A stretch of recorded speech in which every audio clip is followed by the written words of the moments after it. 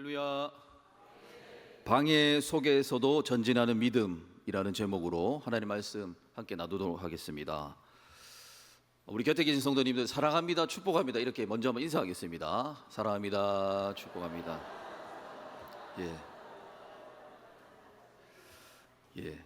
우리 성도님들 요즘에 아프신 분들 너무 많으신 것 같습니다. 지금 표정도 되게 안 좋으시고요. 아프신 분들 많으신데요. 얼마 전에 큰 질병에 어떤 계시는 분이 저한테 이런 말씀을 해주셨습니다. 자신이 언제 가장 상처를 많이 받나라고 했을 때 이런 말을 들을 때라고 합니다. 어떤 말인지 아십니까?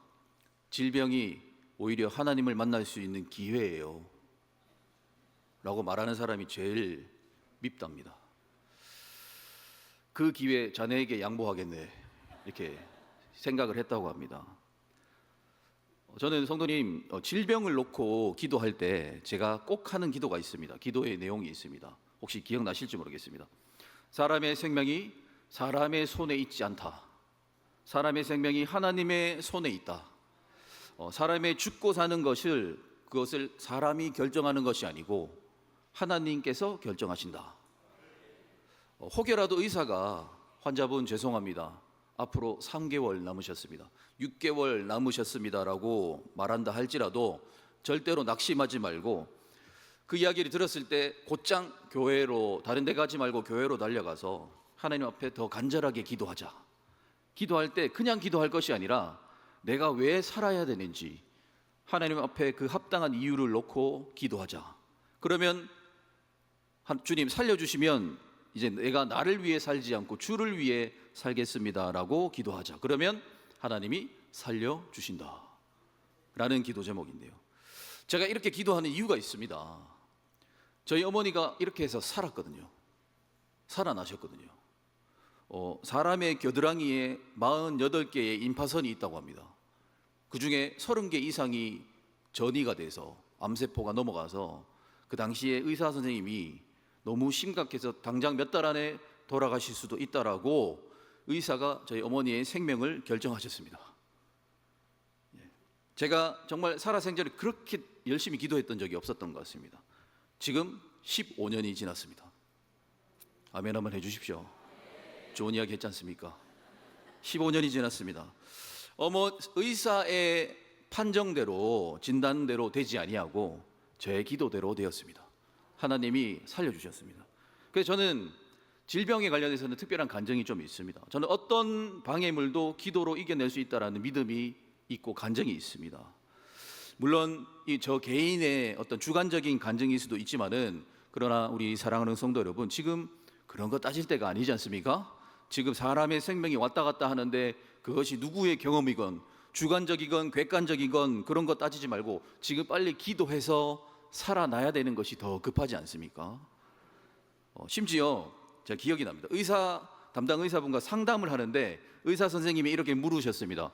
어머니 요새 어떻게 관리하십니까? 어떻게 관리하십니까? 그러니까 저희 어머니가 뭐라는 줄 아십니까? 기도하러 다닙니다. 그러니까 제가 옆에서 엄마 그런 얘기 좀 하지 마세요 의사 선생님한테. 그러니까 의사 선생님 뭐라는 줄 아세요? 예 맞습니다, 기도하면 됩니다. 목사는 기도하면 그런 소리 하지 말라 그러고 의사는 기도하면 된다 그러고, 누구의 신앙이 더 좋을까요? 누구 믿음이 더 큰 믿음입니까? 그런데 저에게 그런 믿음이 있습니다. 하나님, 이 생명의 역사는 기도하는 자의 것입니다. 좋은 환경에 있다고 해서 사는 것이 아니고 방해물이 있다고 해서 하나님의 역사를 가로막을 수 없다라는 것을 저는 체험했습니다. 하나님은 우리 사람의 환경에 따라 통제받으시는 분이 아니라 우리에게 간절한 기도만 있다면 하나님 얼마든지 우리를 살려주실 수 있는 능력의 하나님이십니다. 뿐만 아닙니다. 성도님들, 단지 질병의 문제만이 아니라 우리 성도님들의 인생의 문제, 요즘에 우리 성도님들 정말 수만 가지의 방해물들이 우리 성도님들을 괴롭히지 않습니까? 여러 가지 마음적인 문제, 외부적인 문제, 온갖 다양한 방법으로 사탄 마귀가 우리 성도님들의 마음을 무너뜨리기 위해서 얼마나 많이 방해를 하는지 모른다는 것이죠. 그래서 오늘 저는 이 느헤미야가 재건하려고 했던 것이 단지 예루살렘의 성벽뿐이 아니라 오늘 이 예루살렘의 성벽이라는 것은, 재건이라는 것은 바로 우리 성도님들의 무너진 인생, 우리 성도님들의 무너진 관계, 무너진 믿음, 무너진 건강, 이런 것들의 회복을 말씀하신다라고 저는 믿습니다. 느헤미야는 기도의 사람입니다. 기도의 사람. 오늘 읽지 않았지만 1장 4절의 말씀 한번 보시기 바랍니다. 느헤미야서 1장 4절을 보십시오. 넘기는 소리가 너무 커가지고 제가 못 읽었습니다. 내가 이 말을 듣고 앉아서 울고 수일 동안 슬퍼하며 하늘의 하나님 앞에 금식하며 기도했다. 이렇게 나옵니다. 느헤미야는 간절한 기도 제목을 가지고 얼굴이 반쪽이 될 정도로 기도했던 사람이었습니다. 그가 얼마나 열심히 기도했는지 2장 2절을 보십시오. 2장 2절. 아닥사스다 왕이 느헤미야에게 이렇게 말할 정도로, 야, 너 요즘에 무슨 일 있냐? 너 얼굴이 왜 그렇게 안 좋아? 얼굴이 반쪽이다 야 라고 말할 정도였습니다. 여러분, 고대 사회에서 절대 권력의 왕이 한낱 밑에 신하의 얼굴 표정에 관심을 가진다는 게 보통 일인지 아십니까? 그만큼 느헤미야는 아닥사스다 왕, 그러니까 이방 나라 왕 앞에서도 비범한 사람이었습니다. 그는 총명한 사람이고 지혜와 성령이 충만했던 사람이었던 것 같습니다. 그리고 드디어 하나님이 느헤미야의 무려 4개월 동안의 간절한 기도를 응답해 주십니다. 2장 8절 말씀 보십시오. 2장 8절입니다. 내 하나님의 선한 손이 나를 도우심으로 왕이 허락하고. 성도님, 여기 너무 중요한 말씀이 있습니다. 그렇습니다. 지금 느헤미야는 자신의 비전이 이루어진 그 성공의 비결을 무엇으로 표현하고 있습니까? 하나님의 선한 손. 사람이 한 것이 아닙니다. 하나님의 손이 자기를 성공시켜 주셨다라고 고백하고 있습니다. 하나님의 선한 손. 따라서 우리는 사람의 손길 좀 그만 보시기 바랍니다. 사람의 손길을 바라볼 것이 아니라 하나님의 선하신 손길을 우리는 바라봐야 하는 것이지요. 그러면 도와주십니다. 왕이 느헤미야에게 묻습니다. 2장 4절입니다. 네가 무엇을 원하느냐? 너가 뭐를 원하느냐 하시기로, 그때 느헤미야가 했던 행동이 무엇이지요? 2장 4절에 하늘의 하나님께 묵도하고. 대단한 사람입니다. 느헤미야는 이런 사람입니다. 인생 만사가 하나님의 손 안에 있다라고 믿으니까 이렇게 할 수 있는 것이지요.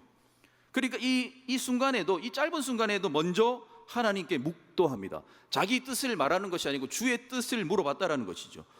이렇게 하니까 어찌 느헤미야가 실패할 수 있겠습니까? 이렇게 묵도하고 난 뒤에 이제 자신이 원하는 바를 막힘이 없이 줄줄줄줄 말을 합니다. 왕 앞에서. 저는 이 부분이 굉장히 은혜가 되었습니다. 왜냐하면 느헤미야가 그 오랜 시간 이 기도 제목을 마음에 품고 있었다는 뜻이지 않습니까? 왕이 물어봤을 때 평소에는 기도 한 번도 안 하다가 갑자기 주일날만 되면 기도 제목 막 준비하고 하면은 이렇게 줄줄 술술술 나올 수가 없습니다. 교회니까 술술술 하면 안 되죠. 줄줄줄줄 나올 수가 없습니다. 네. 그러니까 분명히 왕 앞에서 긴장하고 막 이게 일주일에 한 번 기도하는 정도였으면은 왕이 물어봤을 때 당황하고 막 긴장하고 식은땀 흘리면서 막 중언부언하고 중구난방했을 것입니다. 그런데 평소에 늘 기도로 준비가 되어 있으니 왕이 딱 물어보니까 잠시만요, 기도 한번 하고 막 내용이 막 청산유수로 막 나오지 않습니까? 이거는 느헤미야가 그만큼 평소에도 이 기도 제목을 가지고 계속해서 기도하고 읊조리고 또 읊조리고 했다라는 뜻입니다. 그런데 놀라운 것은요, 이 느헤미야가 굉장히 침착한 사람입니다. 한번 보시면 그는 절대로 경거망동하는 사람이 아니었던 것 같습니다. 그는 하나님이 주신 뜻을 사람에게 말하지 않습니다. 2장 12절 한번 보십시오. 2장 12절입니다. 2장 12절을 우리 성도님들 한번 읽어주십시오. 시작.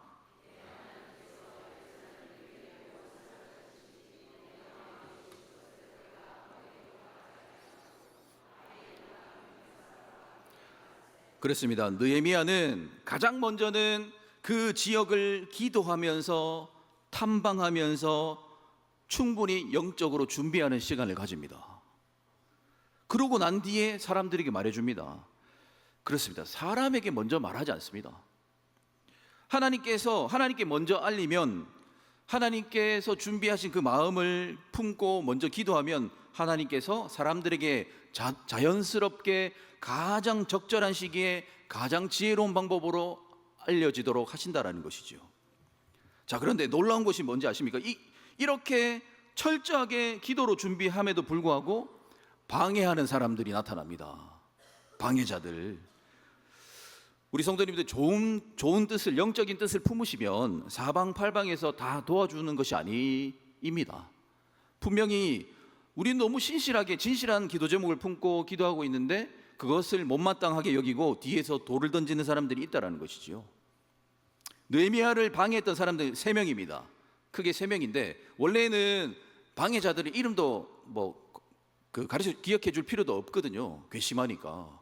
방해하는 사람들 이름을 왜 기억하겠습니까? 그런데 성경은 이리도 친절하게 그 방해하는 사람들의 이름까지도 기록해 줍니다. 한번 보십시오.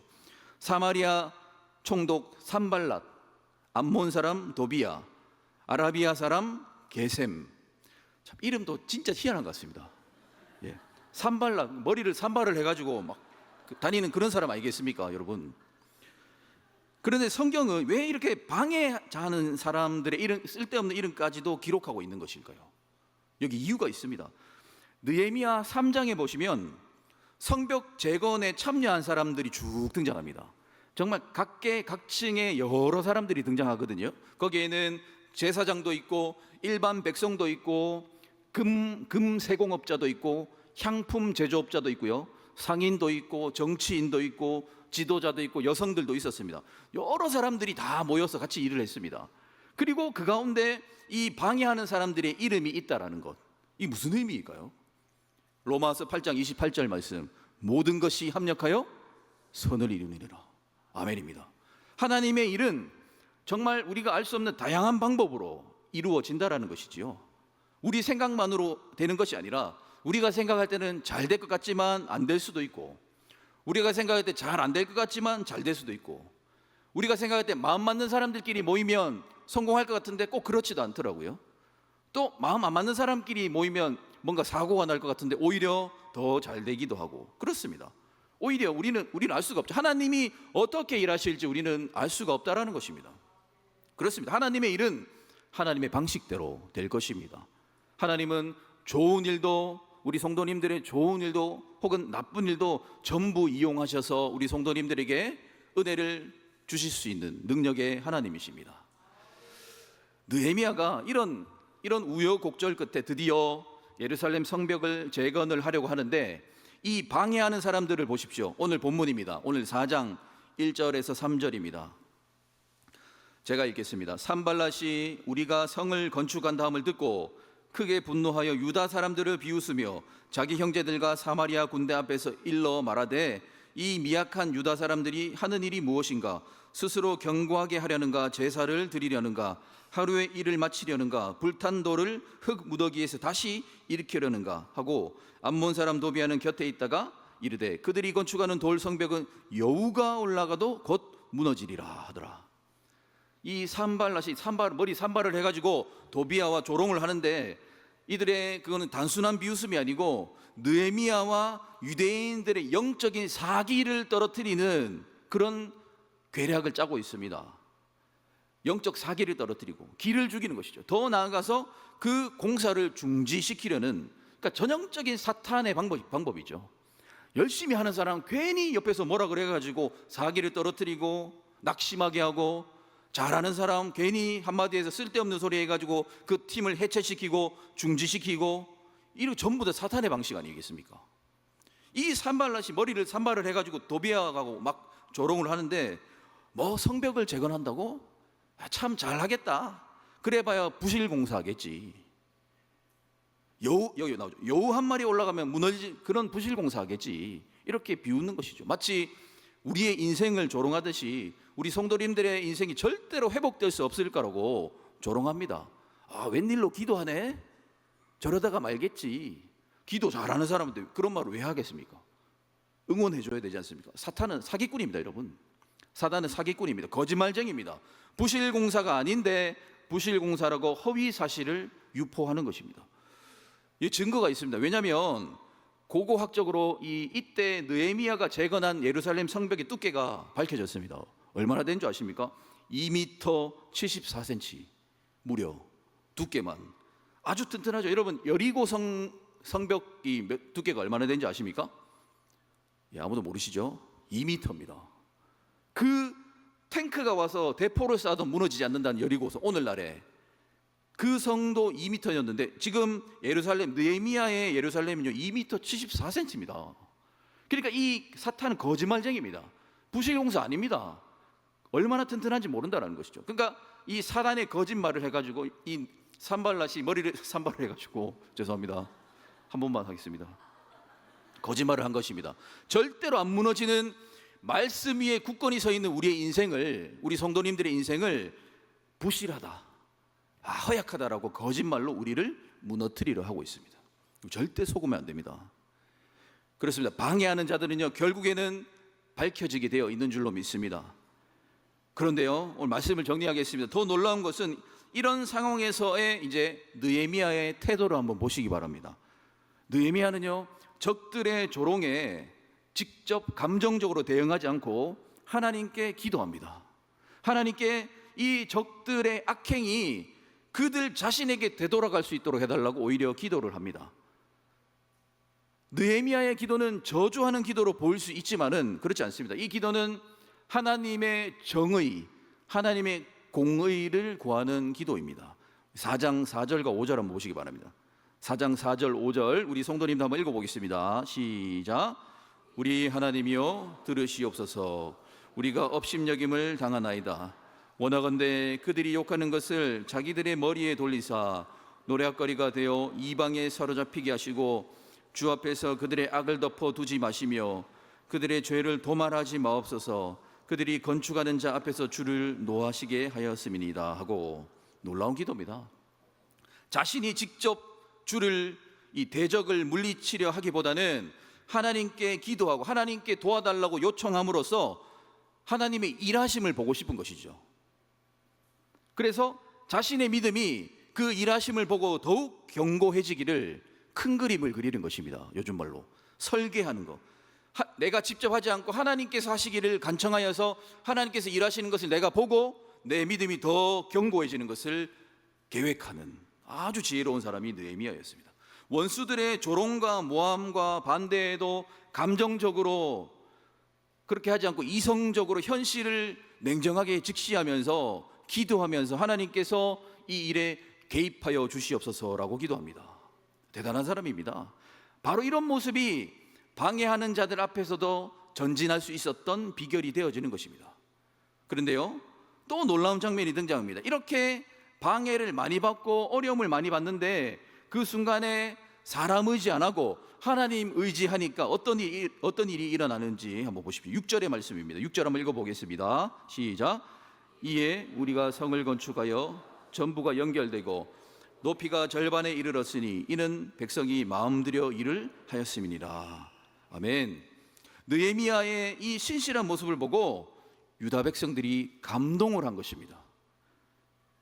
그러니까 감정적으로 휘둘리지 않고 냉정하게 기도하는 그 리더의 모습을 보면서 이들이 안정감을 갖게 되어지고 오히려 더 마음을 합하게 되어집니다. 만약 이때 느헤미야가 열받아가지고 야 연장 챙겨 막 이랬으면 어떻게 됐을까요?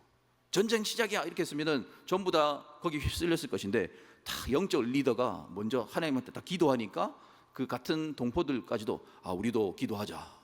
그래서 마음이 하나가 되어지고 하나님의 사역을 진행해 나갈 수 있게 되어졌습니다. 얼마나 귀한지요. 끝까지 하나님 앞에 기도하니까 오히려 사람들의 마음이 움직입니다.